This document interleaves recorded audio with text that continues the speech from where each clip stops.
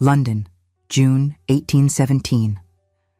The afternoon sun filtered through the tall windows of the Wyndham townhouse drawing room, casting long shadows across the worn Aubusson carpet.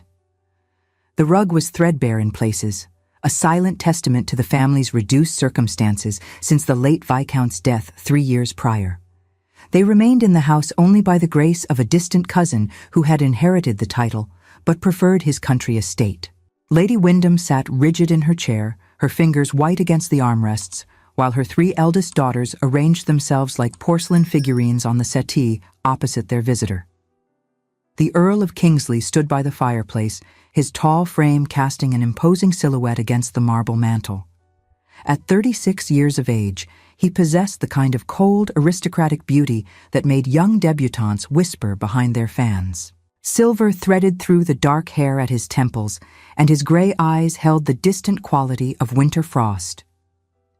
They called him the Stone Earl, and watching him now, Lady Wyndham understood why. He had come to make an offer.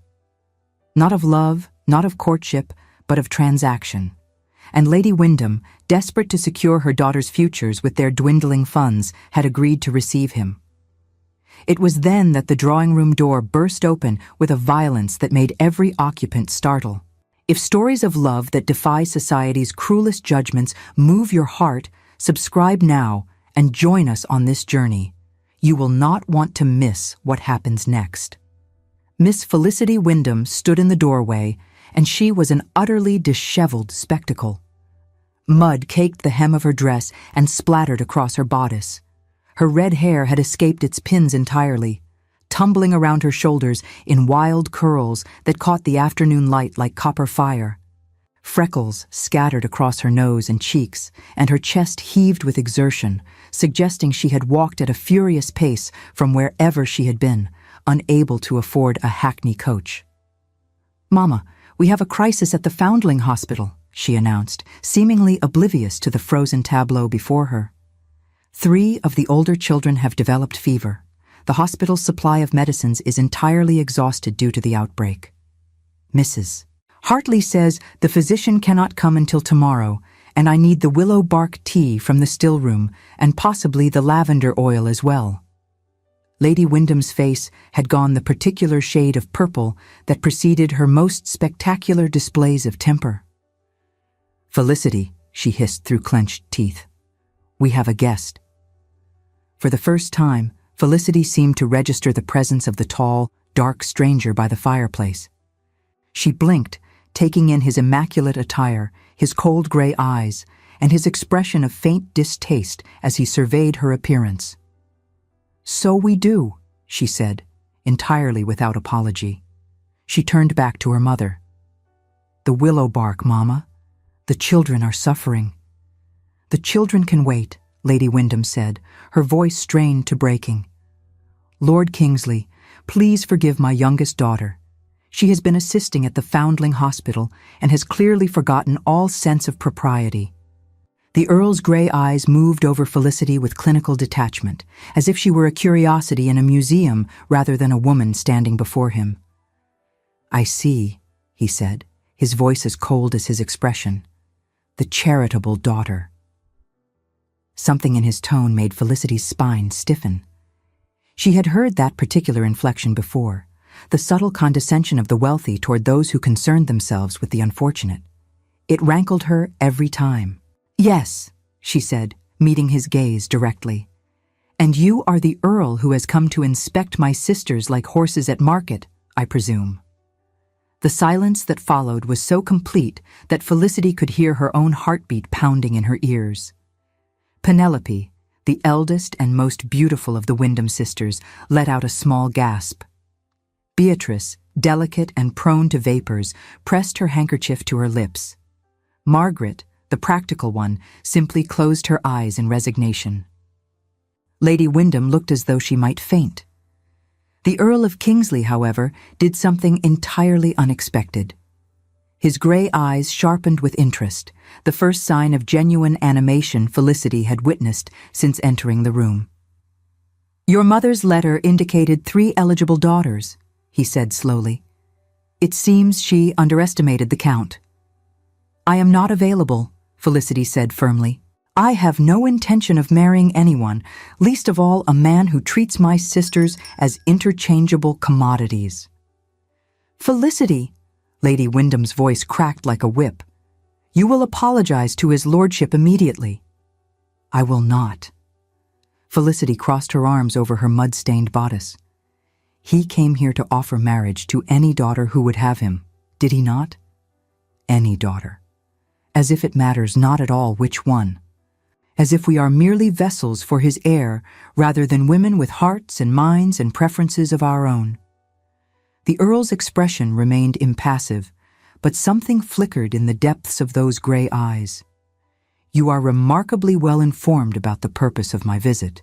Servants talk, and my sisters write letters when they are anxious." Felicity gestured toward the settee where Penelope, Beatrice, and Margaret sat frozen in various states of mortification. "Look at them. 3 accomplished, beautiful women reduced to merchandise because a wealthy man has decided he requires a wife and cares not which one he receives." "Felicity, that is quite enough," Lady Wyndham said, rising from her chair with trembling dignity. "You will leave this room immediately and not return until you have remembered your manners." But Lord Kingsley raised one elegant hand. "No," he said quietly. "Let her speak. It has been some time since anyone has addressed me with such refreshing honesty." Felicity stared at him, momentarily thrown off balance by his response. She had expected cold fury, immediate dismissal, perhaps even a cutting remark about her appearance or her station. She had not expected this quiet invitation to continue. "Very well," she said, recovering herself. "You want honesty? Here it is. I have watched my sister Eugenia enter into a marriage of convenience with Lord Barrington. I have watched her disappear behind closed doors, watched the light fade from her eyes, watched her learn to hold herself carefully so that the bruises do not show beneath her sleeves." Lady Wyndham made a strangled sound of protest, but Felicity pressed on, her voice gaining strength. "Marriage in our world is a cage, my lord, for women at least. We are given to men who may use us, abuse us, and discard us as they see fit, and society calls this arrangement sacred. You speak of requiring a wife and an heir as if these are simple business transactions. But for whichever of my sisters agrees to your terms, it will be her entire life signed away. Her body, her freedom, her future children. All of it, given to a man who admits openly that he cares not which woman he takes, only that she fulfill her function." The drawing room had gone very still. Even Lady Wyndham had ceased her protestations, staring at her youngest daughter as if seeing her for the first time. Lord Kingsley remained by the fireplace, his gray eyes fixed on Felicity's face with an intensity that made her skin prickle. When he spoke, his voice was low and measured. "You make compelling arguments, Miss Wyndham, but you speak as though I created these cruel customs rather than merely observing them." "To accept the benefit of a cruel custom is to condone it," Felicity shot back. "You have wealth, title, power. You could choose differently. You could seek a companion rather than a possession, an equal rather than a commodity. Instead, you come to our drawing room and announce that any daughter will do, as if we are nothing more than breeding stock. Felicity, you have said quite enough." Lady Wyndham's voice had gone deadly quiet, the kind of quiet that preceded the most severe punishments. "Lord Kingsley, I must beg your forgiveness for my daughter's unforgivable behavior. She has clearly been spending too much time among the lower orders and has forgotten her place entirely." The Earl was silent for a long moment, his gaze still fixed on Felicity.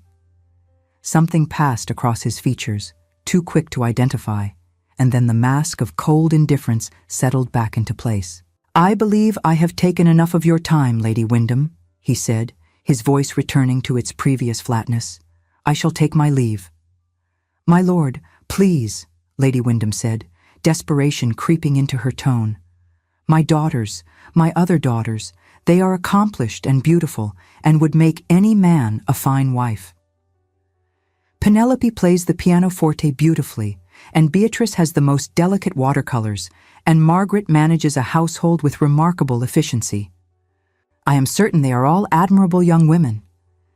The Earl inclined his head briefly. "Good afternoon, Lady Wyndham." "Ladies." He strode toward the door, passing close enough to Felicity that she caught the scent of sandalwood and something darker, something that reminded her of winter storms. At the threshold, he paused and turned back. "Miss Felicity," he said, and there was something strange in his voice, something that might almost have been respect. "Your willow bark tea, for the children." And then he was gone, the door closing behind him with a soft click that somehow sounded louder than any slam. The slap came without warning. Felicity's head snapped to the side, her cheek burning from the impact of her mother's palm. She looked back to see Lady Wyndham staring at her own hand, a flicker of shock crossing her face, her fingers trembling slightly before the anger rushed back to fill the void. "You have ruined us," Lady Wyndham said, her voice shaking with fury. "You selfish, thoughtless, impossible girl. You have ruined every chance your sisters had at a respectable match. The Earl of Kingsley, one of the wealthiest men in England, and you drove him away with your vulgar, common opinions." "Perhaps I did them a favor," Felicity said quietly, pressing her hand to her stinging cheek. "Would you truly have given any of them to a man who cared not which one he received?" "I would have given all of them, if it meant securing their futures." Lady Wyndham's composure shattered entirely. "You know nothing of the real world, Felicity. Nothing of what it means to be poor, to be desperate, to watch your daughters wither on the vine because there is no money for gowns or seasons or dowries. The Earl offered security, wealth, a future. And you threw it away because of your ridiculous romantic notions." Felicity thought of Eugenia, beautiful Eugenia, who had married Lord Barrington 2 years ago in a ceremony that had seemed like a fairy tale. She thought of the letters that had grown shorter and more stilted over time, the visits where Eugenia moved carefully and spoke in monosyllables, the bruises glimpsed beneath sleeve and collar. "There are worse things than poverty, Mama," she said. Lady Wyndham turned away, her shoulders shaking. "Go," she said. "Go to your precious orphans. It is all you are good for anyway." Felicity went. The Foundling Hospital was a sprawling complex of buildings on the outskirts of Bloomsbury, a world away from the glittering ballrooms and elegant townhouses that comprised most of fashionable London. Felicity had been volunteering there 4 days a week for nearly 2 years, teaching the older children to read and write, helping the younger ones learn practical skills that might serve them when they were turned out into the world. She arrived just as the sun was beginning to set, the willow bark tea and lavender oil clutched in her basket. Mrs. Hartley, the formidable matron who ran the hospital, met her at the door with a look of profound relief. "Thank heavens you have come, Miss Wyndham. The 3 little ones are asking for you specifically." Felicity took a brief moment to wash the mud from her hands and face at the basin in the scullery, though nothing could be done for her ruined dress. The next several hours passed in a blur of activity. She brewed tea and applied cool cloths to fevered foreheads. She told stories to distract frightened children from their discomfort. She held the hand of little Tommy Graves, who at 7 years old had already survived more hardship than most adults, and promised him that he would feel better by morning. It was well past midnight when she finally sat down in the small office Mrs. Hartley kept at the back of the hospital. Her muscles ached, her eyes burned with exhaustion, and her dress, already ruined from the morning's adventures, was now spotted with additional stains. But the children were sleeping peacefully, their fevers beginning to break, and that was all that mattered. "You look like you have been through a war," Mrs. Hartley observed, setting a cup of tea in front of Felicity. "I have." Felicity wrapped her hands around the warm cup and sighed. "I may have destroyed my family's social standing entirely this afternoon." "Oh?" Mrs. Hartley raised an eyebrow. "That sounds rather dramatic, even for you." Felicity told her about the Earl of Kingsley, about his cold proposition and her fiery response, about the slap and her mother's accusations, about the way those gray eyes had watched her with something that looked almost like interest. Mrs. Hartley listened in silence, her expression thoughtful. When Felicity finished, she said, "You spoke the truth. That is rarely a popular choice, but it is always the right one. My mother would disagree." "Your mother is frightened." Mrs. Hartley's voice gentled. "Fear makes people behave in ways they later regret. She sees her daughter's future slipping away and cannot understand why you would throw away what looked like an opportunity." "An opportunity to be purchased like furniture," Felicity said bitterly. "Perhaps, but you might also consider that not all men who make cold propositions have cold hearts." Mrs. Hartley took a sip of her own tea. "Sometimes the ones who seem the most frozen are simply the ones who have been most badly burned." Felicity thought about this as she made her way home through the quiet streets, escorted by one of the hospital's footmen. She thought about the Earl's gray eyes and the strange flicker she had seen in them when she challenged him. She thought about the way he had paused at the door, mentioned the willow bark tea for the children. A man who truly cared nothing for others would not have noticed such a detail, would not have thought to mention it. But it did not matter. The Earl was gone, probably never to return, and Felicity had more pressing concerns than analyzing the inner workings of a cold aristocrat's heart. She reached home just as dawn was breaking over the rooftops of London. The household was still asleep, and she crept up to her room without encountering anyone. She fell into bed, still wearing her ruined dress, and was asleep within moments. It was the sound of screaming that woke her. Felicity bolted upright, disoriented and alarmed. Sunlight streamed through her windows, suggesting she had slept far longer than intended, but the screaming continued from somewhere below. She threw on a wrapper and rushed downstairs to find the household in complete chaos.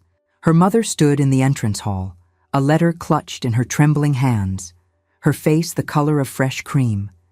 Penelope, Beatrice, and Margaret clustered around her, all talking at once in voices high with agitation. Several servants hovered nearby, clearly torn between propriety and curiosity. "What has happened?" Felicity demanded, pushing her way through the group. "Mama, are you unwell?" Lady Wyndham turned to look at her, and her expression was so strange that Felicity felt a chill run down her spine. It was a mixture of shock, disbelief, and something that might almost have been hope. "He has written," Lady Wyndham said, her voice barely above a whisper. "The Earl of Kingsley. He has written to say that he has changed his mind." Felicity's heart stuttered. Changed his mind about what? Lady Wyndham held out the letter with shaking hands. "About which daughter he will marry." Felicity took the paper and read the elegant, precise handwriting that covered the page. "Lady Wyndham, after considerable reflection upon our meeting yesterday, I find that I must revise my earlier position. I stated that any of your daughters would serve my purposes equally well. This was, as your youngest daughter so eloquently pointed out, an approach that treated the young women in question as commodities rather than individuals. I have therefore decided to be more specific in my requirements. I wish to marry Miss Felicity Wyndham. Only Miss Felicity Wyndham. She is the first person in many years who has spoken to me as a human being rather than a title. She challenged my assumptions, questioned my motives, and demonstrated a strength of character that I confess I had begun to believe no longer existed in the world. I am under no illusions that she will accept me easily. Indeed, based upon her opinions expressed yesterday, I suspect she will refuse me entirely. But I find that I cannot proceed with a cold transaction when I have glimpsed the possibility of something more. I offer Miss Felicity a true union of minds. Honesty, respect, and the freedom to continue her charitable work. I will not require her to perform happiness she does not feel or pretend to sentiments that do not exist. I ask only for the opportunity to prove that I am not the monster she believes me to be. I await her response. Tristan Sterling, Earl of Kingsley Felicity, read the letter 3 times before she could convince herself it was real. Around her, her family had fallen into stunned silence, all eyes fixed upon her face. "This is absurd," she finally said. "He cannot possibly mean this." "He means it." Margaret, ever practical, had recovered her composure first. "Lord Kingsley is known for many things, but frivolity is not among them. If he has written this letter, he means every word. But he does not know me. He met me once, covered in mud, while I berated him for treating my sisters like livestock. What possible reason could he have for wanting to marry me specifically?" "You told him the truth." Penelope's voice was quiet, thoughtful. "Perhaps that is reason enough." Felicity looked at her eldest sister, struck by the sadness in her eyes. Penelope, who was beautiful and accomplished and had been trained since birth to become some nobleman's perfect wife. Penelope, who had sat on that settee yesterday, prepared to be selected like a prize from a shelf. "I am sorry, Penelope. You deserved better than what I gave you yesterday." "No." Penelope shook her head. "You were right, about all of it. I have been so desperate to escape this house, to find security and stability, that I forgot to ask whether the price was worth paying. Lord Kingsley may be wealthy, but he is also cold and distant, and treats marriage as a business arrangement. I do not want that. I never wanted that. I simply could not see any other option." "Well," Lady Wyndham said, her voice regaining some of its usual sharpness, "it seems there is an option now. Felicity will accept the Earl's proposal, and our family will be saved." Felicity turned to stare at her mother. "I will do nothing of the sort. You will do as you are told for once in your life." Lady Wyndham's eyes blazed. "You created this situation with your vulgar outburst. You will repair it by accepting his offer." "His offer to marry me because I insulted him? That makes no sense, Mama. There must be some ulterior motive, some scheme I cannot see." "What possible scheme could he have?" Margaret asked reasonably. "He is one of the wealthiest men in England. He has no need of our modest fortune or our fading social connections. If he wished to marry for advantage, he would seek a duke's daughter, not a viscount's impoverished youngest." It was a fair point, and Felicity found herself momentarily at a loss for an argument. "Write to him," Beatrice suggested, her delicate features arranged in an expression of unusual determination. "Tell him no. See what he does. If he accepts your refusal gracefully, then we will know his offer was not entirely sincere. But if he persists, perhaps there is something genuine in his intentions." It was, Felicity had to admit, a reasonable plan. She retired to her room and composed a letter of refusal. She was polite but firm, explaining that while she appreciated his unexpected interest, she had no intention of marrying anyone, and therefore could not accept his proposal. She thanked him for his kind words about her character and wished him well in his search for a suitable bride. She sent the letter that afternoon and tried to return to her normal life. 2 days later, another letter arrived. "Miss Wyndham, I do not accept your refusal. I shall call upon you at 3 o'clock this afternoon to discuss the matter further." Kingsley Felicity stared at the brief message, torn between outrage and something that felt dangerously like amusement.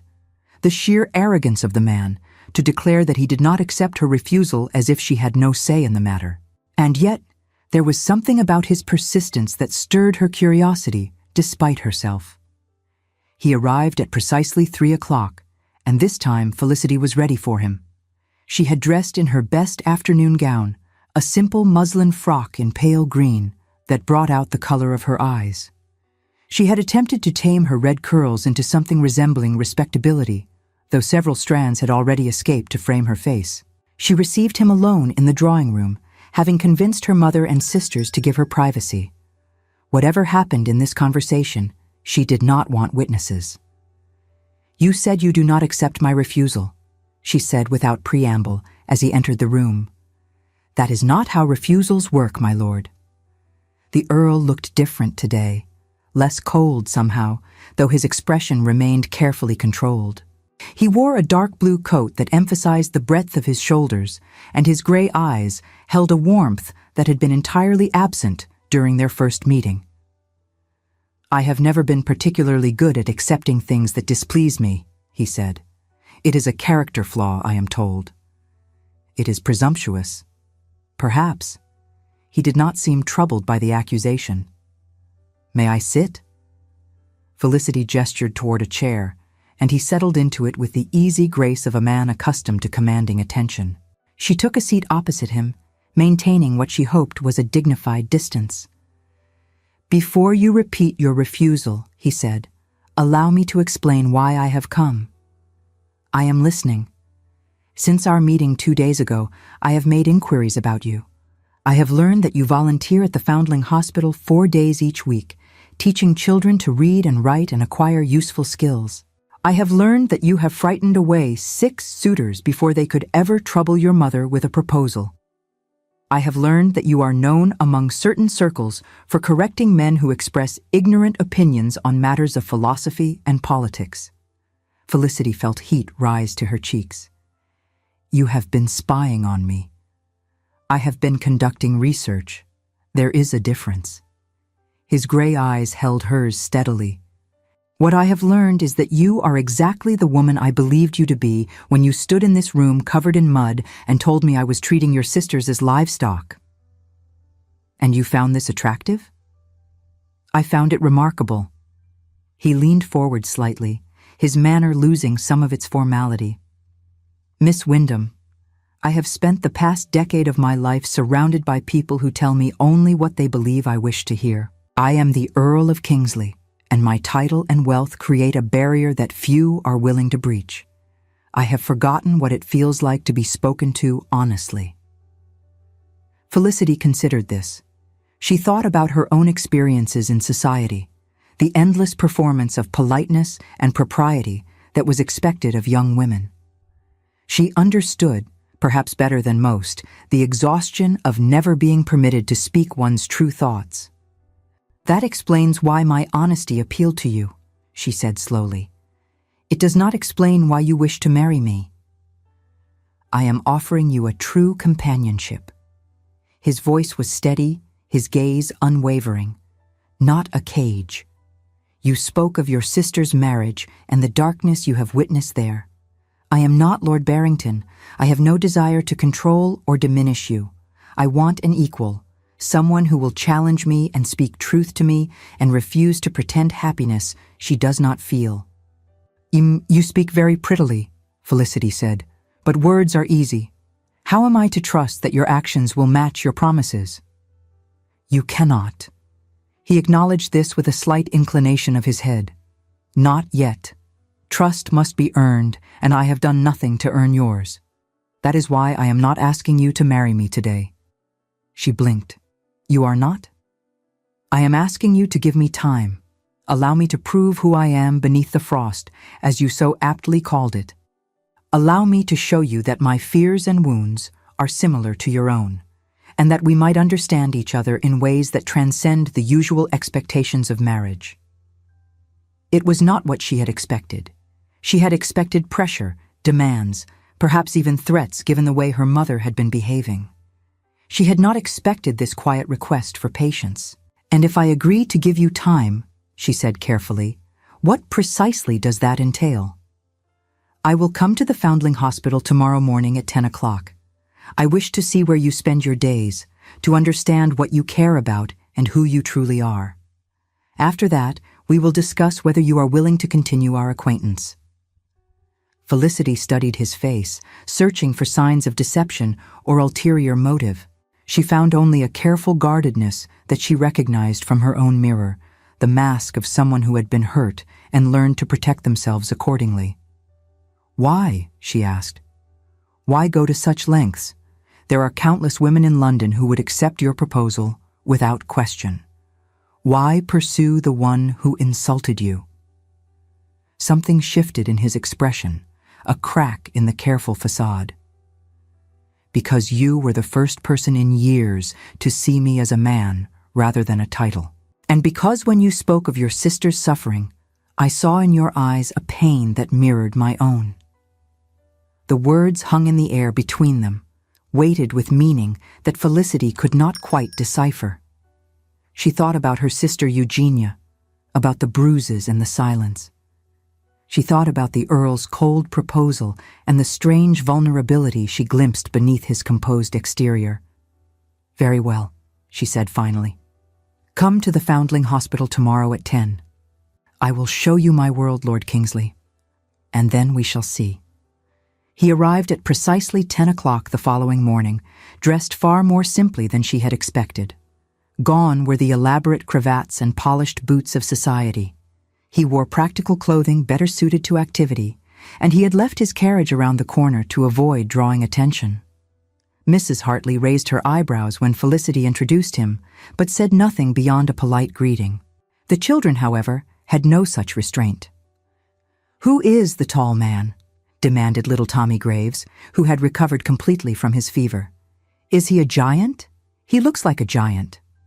"He is a friend," Felicity said, aware of how inadequate the word was to describe whatever complicated thing existed between them.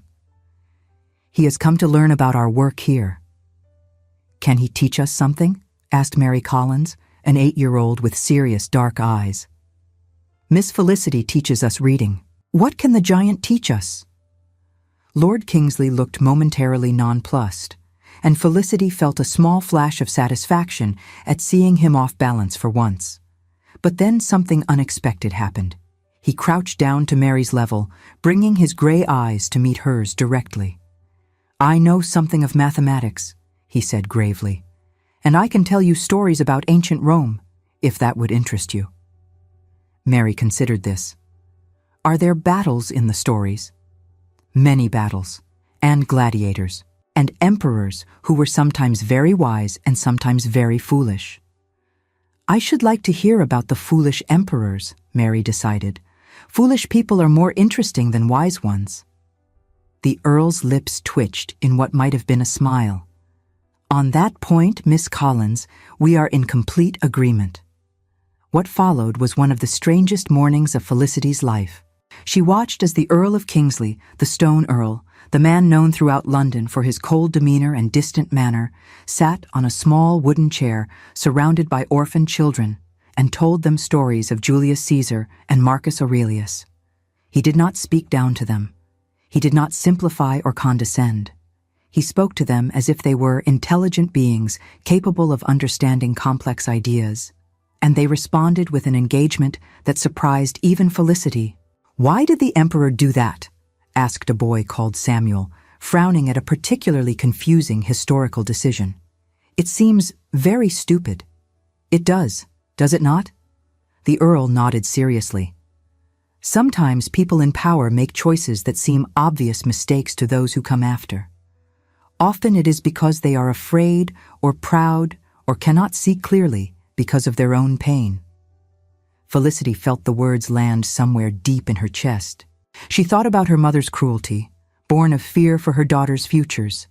She thought about Lord Barrington's violence, perhaps rooted in his own dark wounds. She thought about the Earl himself, his coldness a shield against old griefs.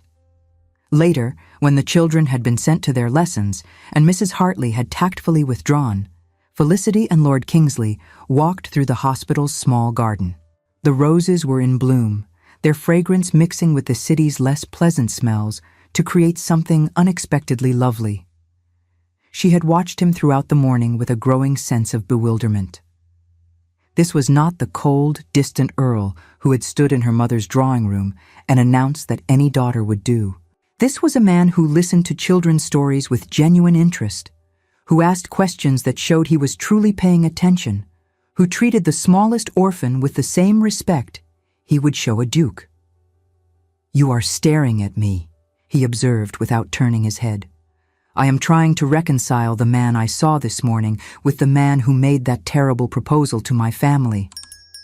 Perhaps they are the same man." He paused beside a climbing rose heavy with pink blooms. Perhaps one has simply been hiding inside the other for a very long time. What made you hide?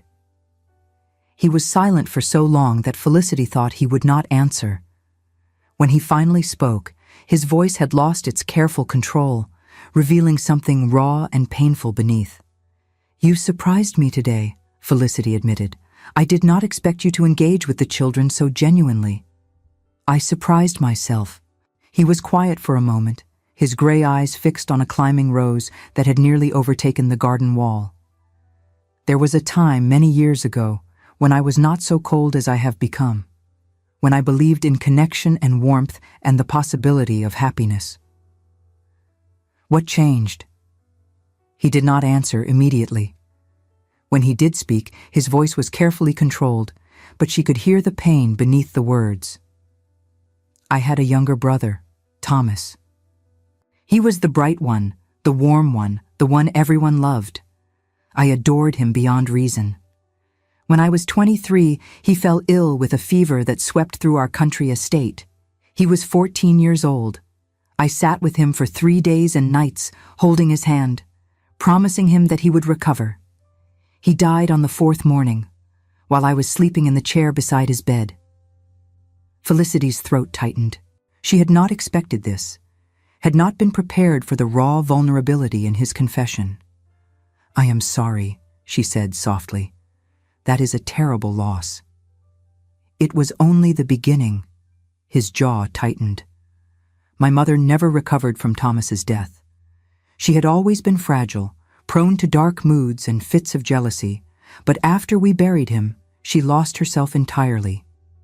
She began to believe that my father was responsible, that he had brought the fever into the house through some negligence.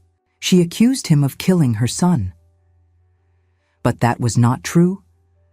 The fever came from the village. A child had died there the week before. There was nothing my father could have done to prevent it." He paused, gathering himself.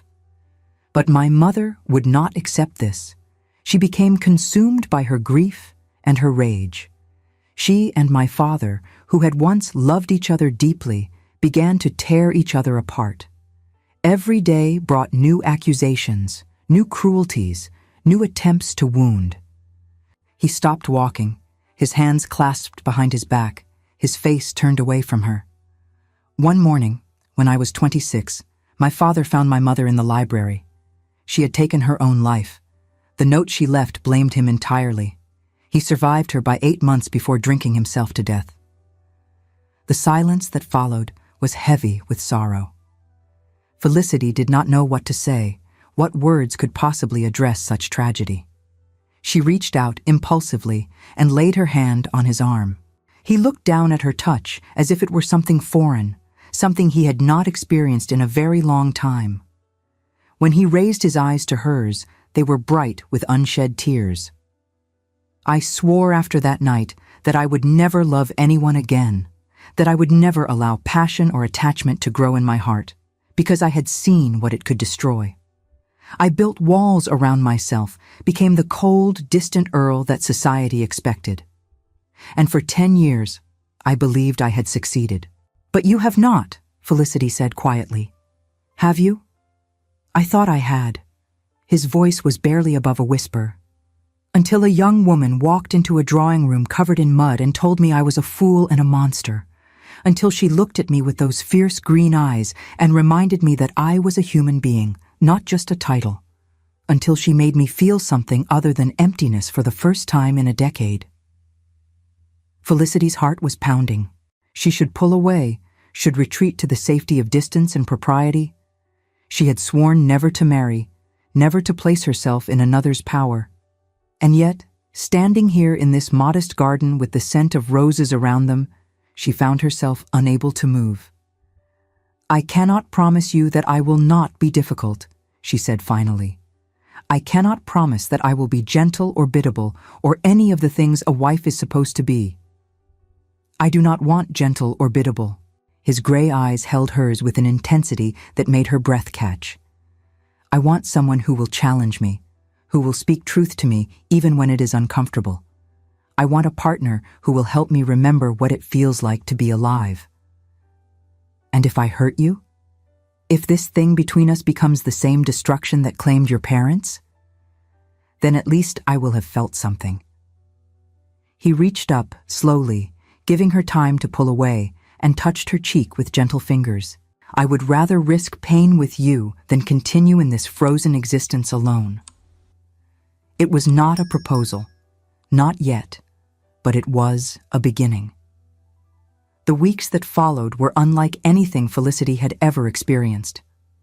Lord Kingsley, whom she had begun to call Tristan in the privacy of her own thoughts, became a regular presence at the Foundling Hospital.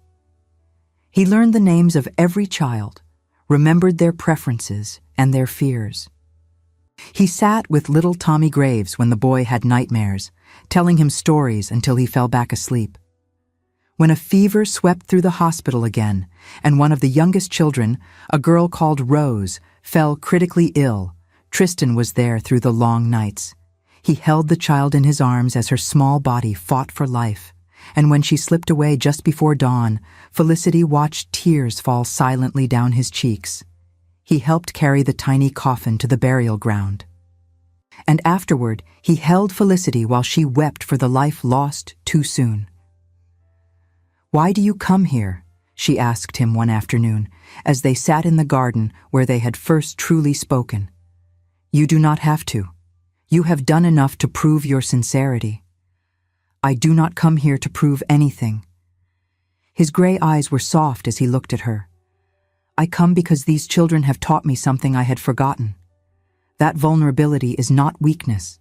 That opening oneself to pain is the price of opening oneself to joy. I taught you that? You reminded me of what I already knew and chose to forget." He took her hand in his, threading their fingers together. "You walked into my life late and disheveled and covered in mud, and you knocked down every wall I had spent a decade building. You are magnificent and impossible, and exactly what I needed. Flattery will not make me more amenable to your proposal," she said, but she was smiling. "Then perhaps this will." He leaned forward and kissed her, gently at first, then with growing intensity. Felicity had been kissed before, stolen moments with suitors she had no intention of accepting. But this was different. This felt like coming home. When they finally drew apart, both breathing unsteadily, his gray eyes searched hers with an expression of such hope that it made her heart ache. "Marry me," he said, "not because society expects it, or because your mother demands it, or because I am wealthy and titled and can provide for you. Marry me because you feel this thing between us. Marry me because you believe, as I do, that we could build something real together." She wanted to say yes. Every fiber of her being wanted to say yes. But fear still held her back. The memory of Eugenia's bruises and her mother's warnings about what marriage truly meant for women. "I need more time," she whispered. "Not because I do not want you, but because I am afraid." "Then take what time you need." He pressed a kiss to her forehead. "I have waited 10 years to feel anything at all. I can wait a while longer for you." They returned to London society together, and the whispers began immediately. The Earl of Kingsley, attentive to the plain, red-haired Wyndham girl. The Earl of Kingsley, escorting her to assemblies and balls and dinners, dancing with her far more than the 2 dances propriety allowed. The Earl of Kingsley, smiling in public for the first time anyone could remember. The gossip was relentless. Some said she had bewitched him with strange arts learned at the Foundling Hospital. Some said it was a temporary madness that would pass when he came to his senses. Some said she must be with child, and he was doing the honorable thing. Felicity heard it all, the whispers behind fans and the pointed comments just loud enough to reach her ears. She held her head high and pretended not to notice, but the poison seeped in despite her best efforts. "Have you noticed?" one matron said to another at a ball, standing close enough to Felicity that every word was audible. "Such a waste of a man on that charity case. He will tire of her soon enough and seek more appropriate companionship. It is always the way with these things. Poor plain thing. She must know it cannot last. Felicity felt the words land like blows, awakening every insecurity she had ever possessed. She thought of her mother's warnings about men and their inconstancy. She thought of Tristan's first proposal, cold and transactional, and wondered if this warmth was merely performance. That night, when he came to her in the moonlit conservatory where they had stolen a moment alone, she could not meet his eyes. "What has happened?" He tilted her chin up gently, concern etched across his features. "Something is troubling you." She told him about the whispers, about the matron's predictions, about the fear that had been growing in her heart since they returned to society. When she finished, his expression had gone dark with fury. "Who said these things to you?" "It does not matter." "It matters to me." His jaw was tight. "These venomous gossips attacking you simply because you dared to capture my attention when they could not. I will not permit it." "You cannot control what people say, Tristan." "Perhaps not, but I can make my position clear." He took both her hands in his. "I wish to announce our engagement publicly. I wish to host a ball in your honor, to introduce you to society as my chosen partner. And I wish to make it absolutely clear to everyone present that any disrespect toward you is a personal insult to me." Felicity's heart raced. Part of her thrilled at his fierce protection, but part of her still cowered from the attention such a gesture would bring. "I do not know if I am ready for that." "Then tell me what you need. Tell me how to prove to you that this is real, that I am not going to tire of you or seek more appropriate companionship or any of the other poisonous predictions these bitter women have made." His gray eyes burned with intensity. "I love you, Felicity. I did not think myself capable of saying those words ever again, but I love you, and I will spend the rest of my life proving it, if that is what it takes." It was the first time he had said the words. Felicity felt them settle into her heart like seeds taking root, and she knew with sudden certainty that she loved him too. "Yes," she whispered. "Yes. Yes, I will marry you. Yes, announce it to the world. Yes, let them see that you chose me, the muddy one, the impossible one, the one who told you exactly what she thought." He kissed her then, deep and passionate, and Felicity felt the last of her reservations crumble away. The weeks that followed were a whirlwind of preparation and growing certainty. Felicity found herself changing in ways she had not anticipated. The sharp edges of her defensiveness began to soften, not because Tristan demanded it, but because she no longer felt the need to protect herself so fiercely. He continued to surprise her. When she mentioned offhandedly that she had never learned to ride properly, he arranged for a gentle mare to be brought to Hyde Park at dawn, before the fashionable crowds arrived to judge and whisper. He taught her himself, patient and encouraging, celebrating each small victory as if she had conquered an empire. When she confessed her fear that his friends would look down upon her, he introduced her to a select circle of people who valued substance over status. Lady Henrietta Cavendish, a widow with sharp wit and sharper intelligence, became an unexpected friend. Sir Marcus Ashton, a philosopher and reformer who had once been Tristan's tutor, treated Felicity as an intellectual equal and engaged her in debates that lasted for hours.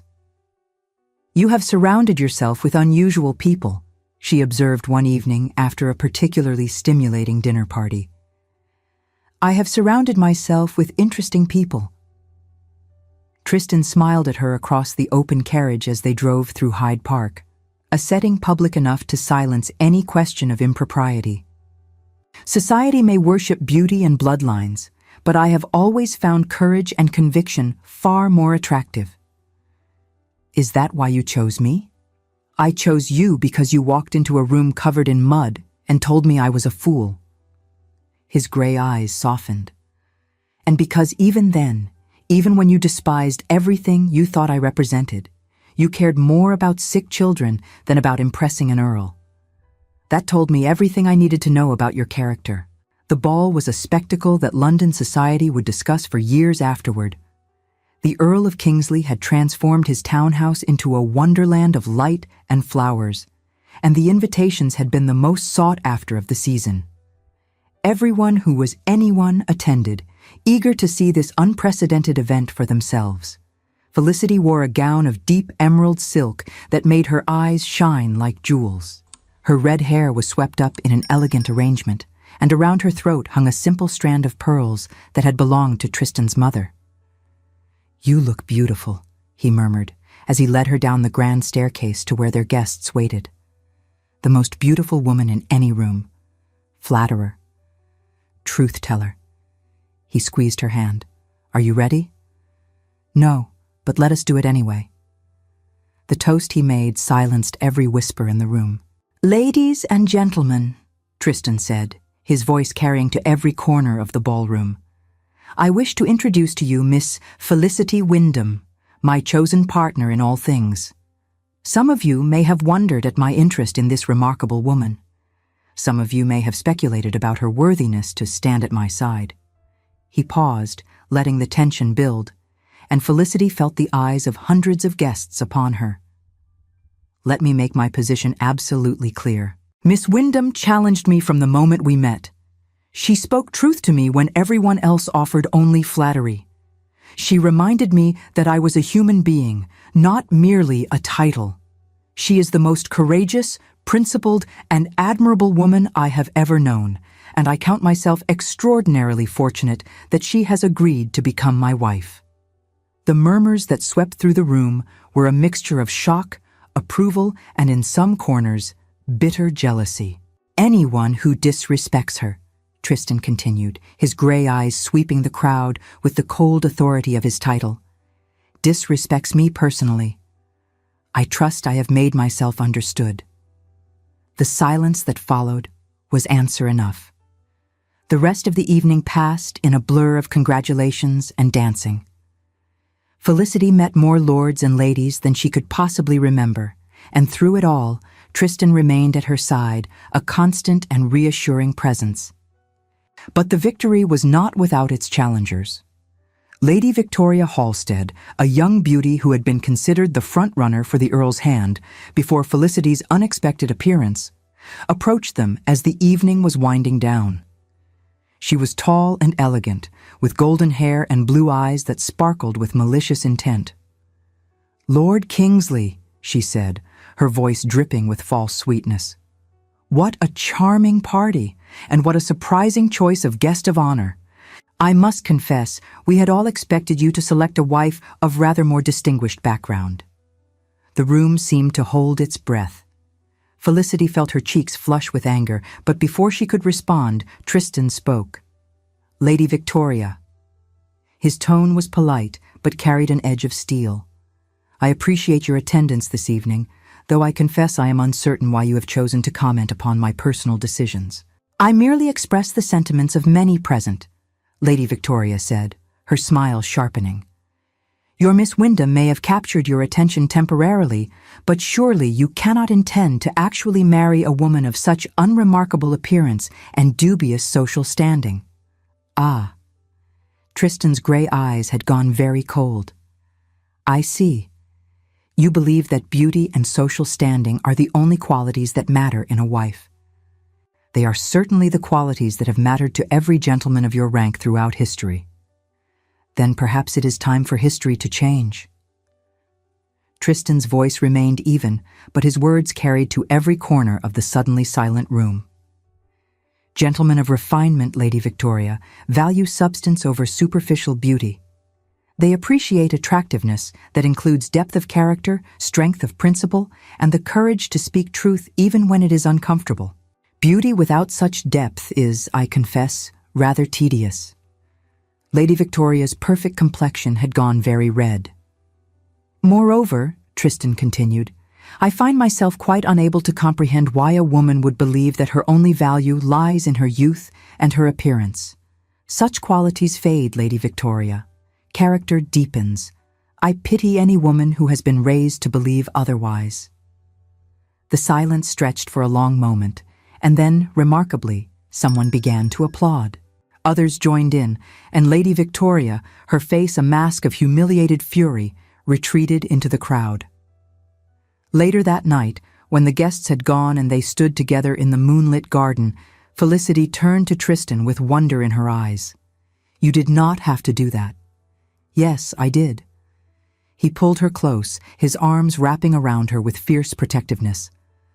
"I will always defend you, Felicity, against gossips and rivals and anyone else who dares to diminish your worth. You are extraordinary, and I will spend the rest of my life making certain you never forget it." She kissed him then, pouring all of her love and gratitude into the embrace. But the enemies had not yet finished their work. Felicity received a letter the following week from her sister Eugenia, the first correspondence in months. It was brief and troubling, expressing concern about the rumors circulating through society and warning her that Lord Barrington had been making pointed comments about the Wyndham family's unsuitability for the Earl's attention. "I fear he means mischief," Eugenia wrote.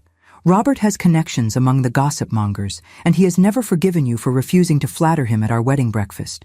Be careful, sister. He is not a man who forgets slights." Felicity showed the letter to Tristan, and his expression darkened. "Lord Barrington," he said slowly, "I have heard things about him, unpleasant things. He is the source of my sister's suffering." Felicity's voice was tight with old anger. "I have seen the bruises, Tristan. I know what he does to her behind closed doors. Then we shall deal with him." Tristan's gray eyes held a cold determination that reminded her of the stone earl he had once been. "I have solicitors who are very skilled at uncovering information that men would prefer to remain hidden.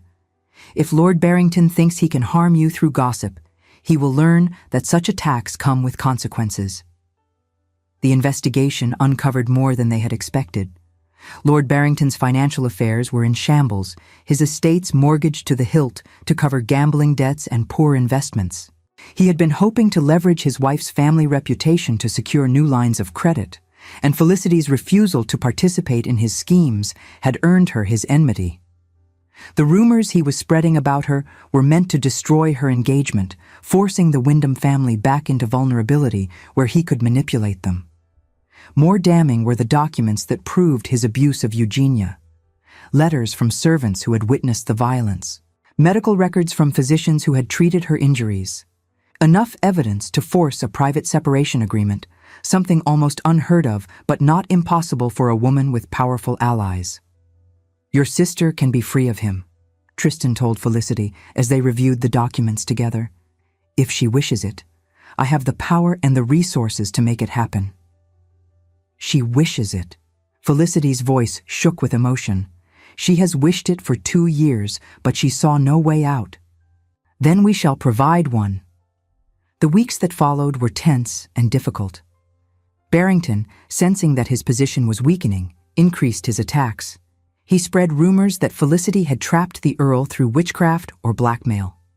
He suggested publicly that the Wyndham family was riddled with madness and moral deficiency. Each new attack hardened Tristan's resolve. He met with his solicitors daily, building the case that would destroy Barrington's social standing and credit. He used his influence to ensure that the most damaging rumors were countered before they could spread too far.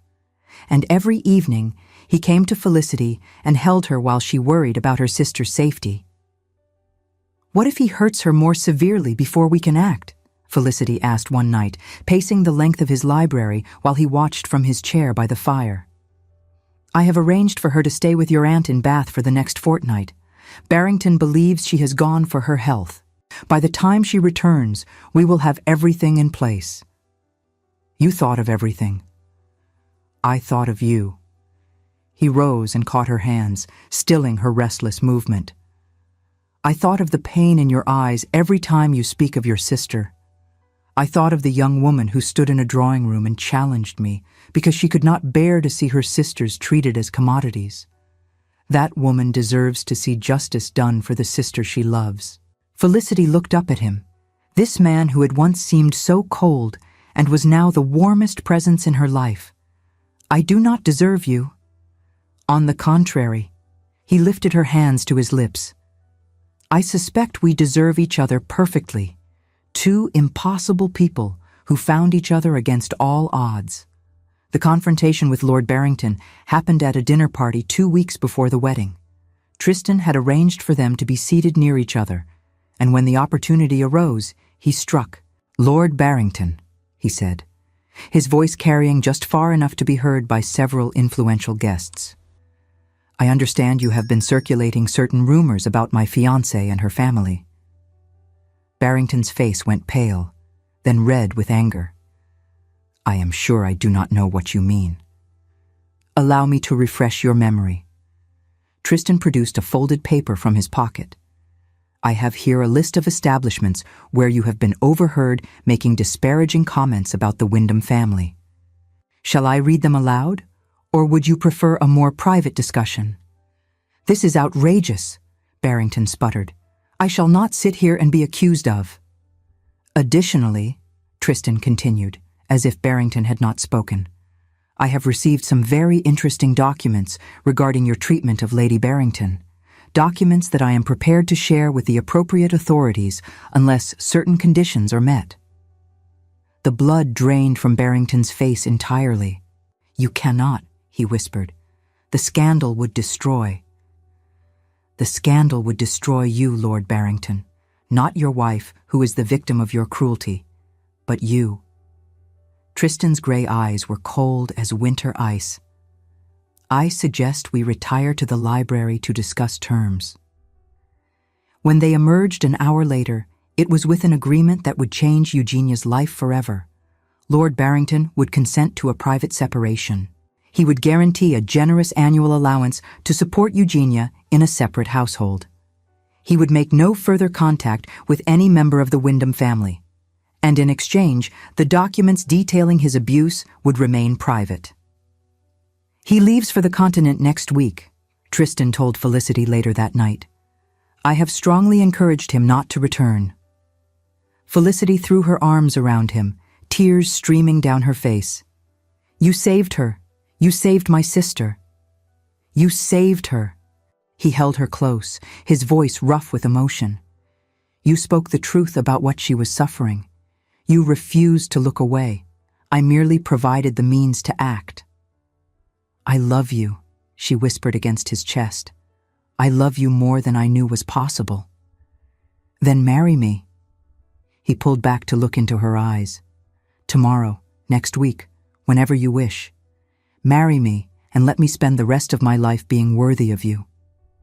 "Tomorrow is too soon," she laughed through her tears. "But next week is not." The wedding was held in a small chapel in the countryside, far from the gossips and spectacles of London society. Only family and close friends attended, and Mrs. Hartley from the Foundling Hospital, and a handful of the older children who had become dear to them both. The morning dawned clear and bright, the sort of perfect summer day that seemed designed specifically for beginnings. Felicity woke early in the guest chamber of Lady Henrietta's country house, where she had spent the night before her wedding, and lay for a long moment, simply breathing and thinking. In a few hours, she would become the Countess of Kingsley. The impossible girl who had sworn never to marry would bind herself to a man she had once called a fool and a monster. The change was so profound that she almost could not comprehend it. A knock at the door announced her sister Eugenia, who had returned from Bath looking healthier and happier than Felicity had seen her in years. The bruises were fading, but more importantly, the light had returned to her eyes. "Are you having doubts?" Eugenia asked, settling onto the bed beside her. "Not doubts precisely. More like astonishment that this is actually happening." "I know what you mean." Eugenia took her hand. "I never thought I would see you willingly marry anyone. You were always so determined to remain free." "I thought freedom meant being alone." Felicity squeezed her sister's fingers. "I was wrong. True freedom is being with someone who loves you exactly as you are, who does not try to change you or control you. Tristan gives me that." "He saved me," Eugenia said softly. "I know you were the one who discovered what Robert was doing and refused to look away. But Tristan gave you the power to act.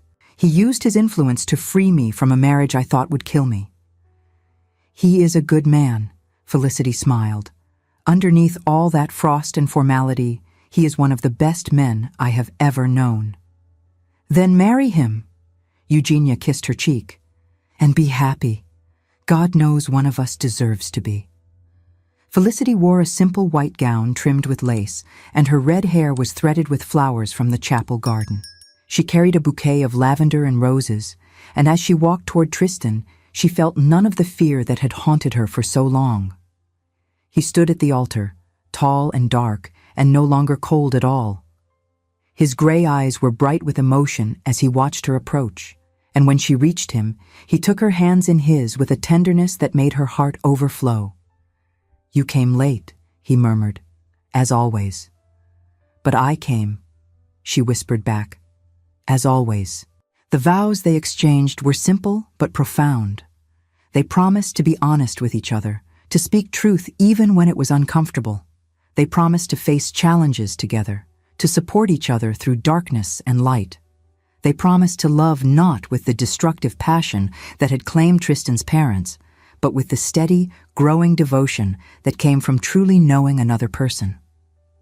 When they kissed to seal their union, Felicity felt something she had never expected to feel. She felt safe. She felt home. But even in happiness, challenges arose. The first year of their marriage was not without its difficulties. Tristan, who had spent a decade behind walls of ice, sometimes retreated into old patterns when conflict arose. Felicity, who had sworn never to surrender her independence, sometimes tested his devotion by pushing him away. They learned to recognize these patterns and to work through them together. When Tristan grew cold and distant, Felicity reminded him that vulnerability was not weakness, that she could be trusted with his pain. When Felicity tried to run, Tristan followed her, steady and patient, reminding her that he had chosen her and would continue choosing her every day. They developed rituals that sustained them through the difficult times. Every evening, no matter how busy their days had been, they walked together in the gardens after dinner. They talked about everything and nothing, sharing their fears and hopes and small daily triumphs. These walks became sacred to them, a time when the rest of the world fell away and they were simply two people who loved each other. When their first child was born, a daughter they named Charlotte after Tristan's grandmother, Felicity watched her husband hold the tiny bundle in his arms and wept. She had seen him weep before, in moments of grief or overwhelming emotion, but these were different tears. These were tears of joy so profound that it transformed his face entirely. "She has your hair," he whispered, touching the downy red fuzz on Charlotte's head. "And your eyes," Felicity replied, "gray as storm clouds, gray as her impossible father." He looked up at her, his expression filled with wonder. "We made this perfect, beautiful thing." "We did." She reached out to touch his cheek. "And we will make more. A whole family of impossible people with red hair and gray eyes and opinions far too strong for polite society." He laughed, and the sound was so warm and free that it made her heart ache with happiness. This was not the stone earl who had first walked into her mother's drawing room. This was Tristan, her partner and her equal, and the love of her life. The twins came 2 years later, followed by 2 more years of sleepless nights and joyful chaos. "We are both damaged," Felicity said one night, curled against him in the firelit darkness of their bedroom. "We bring our wounds into this marriage." "We do." His fingers traced lazy patterns on her shoulder. "But perhaps that is not such a terrible thing. Perhaps the wounded can understand each other in ways the whole cannot." An optimistic view from the Stone Earl. "The Stone Earl is dead." He kissed the top of her head. "You killed him with your mud-covered arrival and your impossible opinions. In his place is merely a man who loves you beyond reason. A man who does not accept refusals. Never." He smiled against her hair. "It would have been the greatest mistake of my life to accept your refusal. I knew it even then." "How?" Because you were the first person in years who made me feel anything at all. And I was not willing to let that go without a fight. 10 years later. The summer sun bathed the gardens of Kingsley Abbey in golden light, and the lavender beds were in full bloom. Their fragrance drifted on the warm breeze, mingling with the sound of children's laughter. Felicity, Countess of Kingsley, stood on the terrace and watched her family with a heart so full it sometimes felt impossible to contain. Tristan was on the lawn below, attempting to teach their twin sons the rudiments of cricket. Edmund, who at 7 years old had inherited his father's dark hair and his mother's fierce green eyes, was wielding the bat with more enthusiasm than skill. Thomas, named for the beloved uncle he would never know, stood ready to bowl, his expression of intense concentration an exact replica of his father's. Charlotte, their eldest at 9, was perched in the branches of the old oak tree that had stood on these grounds for centuries. She had her mother's red hair and her father's cool gray eyes, and she was watching the cricket lesson with undisguised amusement. "Papa is making a terrible muddle of it," she called down. "He keeps telling Edmund to hold the bat properly, but Edmund does not care about proper. He cares about hitting things. Young ladies do not climb trees," Felicity called up to her daughter, though her voice held no real reproof. "I am not a young lady," Charlotte replied with perfect confidence. "I am an adventurer, and adventurers must survey their territory for hostile forces. And what hostile forces do you see from up there?" "Only the Jennings boys from the village. They have been lurking near the orchard wall all morning, trying to steal apples." Charlotte's eyes narrowed with tactical consideration. "Shall I root them?" "Leave the Jennings boys to their apples. Your father needs all able-bodied troops for cricket duty." Charlotte considered this, then began her descent from the tree with the agile grace of long practice. "Very well, but only if I am allowed to bat. Edmund is dreadful." Down on the lawn, the game had deteriorated into chaos. Edmund had abandoned the bat in favor of chasing his twin around the wickets, and Tristan was watching their antics with an expression of helpless affection. He looked up as Felicity approached, and his face transformed into the smile that still made her heart skip after a decade of marriage. The silver at his temples had spread, and lines had appeared around his eyes from years of laughter and life, but he was more handsome now than he had been as the cold, distant Earl who had walked into her mother's drawing room so long ago. "Your daughter is impossible," he said as she reached him. "My daughter when she is clever and charming. Your daughter when she is stubborn and refuses to follow rules." "That seems unfair, given that she inherited both traits from you." Felicity laughed and slipped her arm through his.